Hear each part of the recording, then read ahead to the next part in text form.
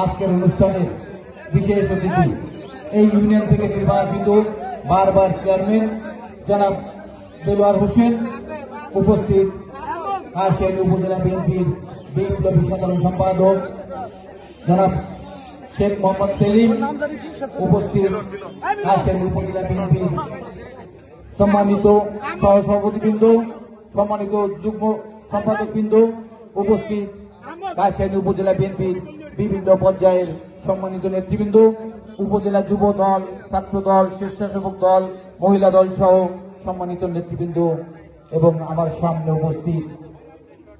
সামনে উপস্থিত বিএনপি প্রাণ এদেশের তৃণমূলের নেতৃবৃন্দ, এই রাজপাটের তৃণমূলের নেতৃবৃন্দ, যারা বিএনপিকে বিভিন্ন দুঃসময়ে বিএনপির পাশে এসে দাঁড়িয়েছে, বিএনপিকে এ পর্যন্ত টিকিয়ে রেখেছে, সেই সকল প্রিয় নেতৃবৃন্দ সবাইকে জানাই আমি আমার ব্যক্তিগত পক্ষ থেকে এবং এদেশের তিনবারের সাবেক প্রধানমন্ত্রী দেশ নেত্রী বেগম খালেদা জিয়া এবং আগামীর বাংলাদেশ বিএনপির ভারপ্রাপ্ত চেয়ারম্যান জনাব তারেক রহমানের পক্ষ থেকে সংগ্রামী শুভেচ্ছা এবং বিপ্লবী অভিনন্দন।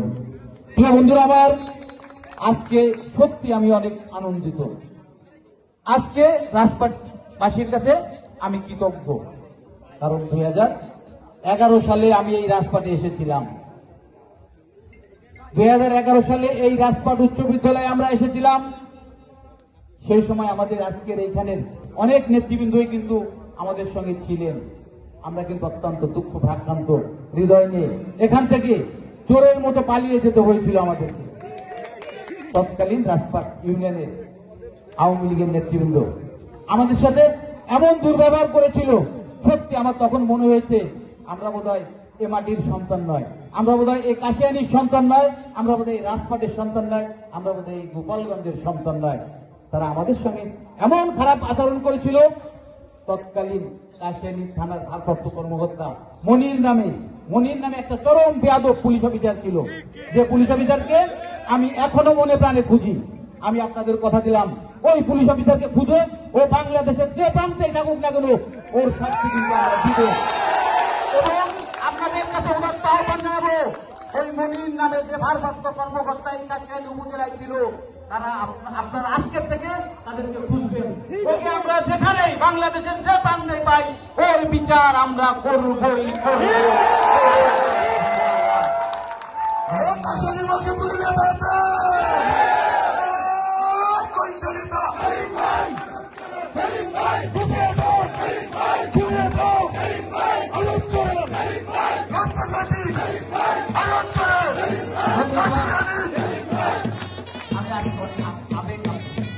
কারণ যে মাটি থেকে, যে স্থান থেকে আমাদেরকে একদিন চোরের মতো তাড়িয়ে দেওয়া হয়েছিল, সেই মাটিতে আজকে আমরা বীরের বেশে আপনারা রাজপাটবাসী স্বতঃস্ফূর্ত ভাবে হাজার হাজার নেতা কর্মী আজকে সারাদিন এই সন্ধ্যা গড়িয়ে এখন রাত, শীতের রাত, আজকে কিন্তু বেশ রাত হয়েছে, তারপরও আপনারা কিন্তু ধৈর্য সহকারে বসে আছেন।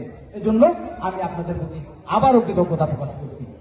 বন্ধুরা আমার, রাজপাটে তৎকালীন আওয়ামী লীগের যেসব নেতৃবৃন্দ আমাদের সাথে দুর্ব্যবহার করেছিল, তাদের অনেকেই মারা গেছে, আমরা কিন্তু তাদেরকে ক্ষমা করে দিয়েছি। এখনো যারা জীবিত আছেন তাদেরকেও আপনারা ক্ষমা করে দিবেন। তারা যদি তাদের পূর্বের কার্যকলাপের জন্য অনুতপ্ত প্রকাশ করে, আপনারা কিন্তু ক্ষমা করে দিবেন। নইলে কেউ যদি আবারও পূর্বের ন্যায় আবারও আমাদের নেতা কর্মীদের উপরে আবারও নিপীড়ন করতে চায়, অত্যাচার করতে চায়, আমি আপনাদেরকে আজ অনুরোধ জানাবো, তাদেরকে দাঁত ভাঙা জবাব দিবেন। বন্ধুরা আমার, এদেশের তিনবারের সাবেক প্রধানমন্ত্রী দেশ নেত্রী বেগম খালেদা জিয়া, যে নেত্রী জীবনে কোনদিন কোন নির্বাচনে পরাজিত হয়নি, শুধু আমাদের বাংলাদেশের রাজনীতির ইতিহাস নয়, এই উপমহাদেশের ইতিহাসে এমন নজির কিন্তু নেই। আমাদের প্রিয় নেত্রী দেশ নেত্রী বেগম খালেদা জিয়া 1991 সালে 5টি আসন থেকে নির্বাচন করেছিলেন। উনি কিন্তু 5টি আসনে জয়ী হয়েছিলেন। 1996 সালে উনি 5টি আসনে নির্বাচন করেছিলেন, উনি কিন্তু 5টি আসনে জয়ী হয়েছিলেন। সর্বশেষ 2008 মঈনুদ্দিন ফখরুদ্দিনের পাতানো নির্বাচনে উনি 3টি নির্বাচনে আবারও 2/3 সিট নিয়ে আবারও এদেশে রাষ্ট্রীয় ক্ষমতায় অধিষ্ঠিত হবে। এই সারা বাংলাদেশের নাগরিক নেত্রী আসছেন, সেই নেত্রী খালেদা জিয়া, খালেদা তারেক রহমান বিদায় বসে আজকে ফিরে বাংলাদেশে সেলিম ভাইয়ের ভয় নাই, রাজপথ চালিয়ে নাই, রাজপথের মাটি।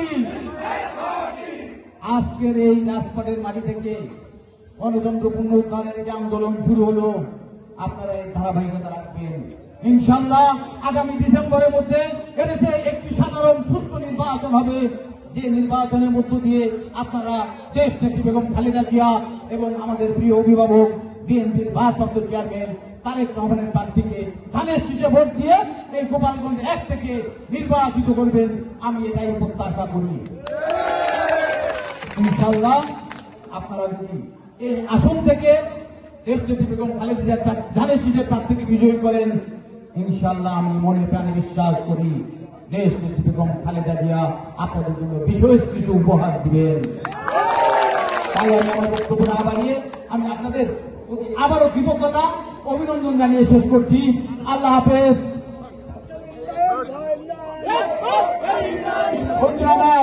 আমাদের বারবার নির্বাচিত চেয়ারম্যান দেলোয়ার ভাই বলেছেন, সত্যি সত্যি আমার যদি সুযোগ হয়, আপনারা যদি চান, আমি রাজপথে 1 খণ্ড জমি কিনেও নিজের বাড়ি, নিজের ঘর, নিজের ইউনিয়ন হিসেবে আমি থাকতে চাই আপনাদের সাথে।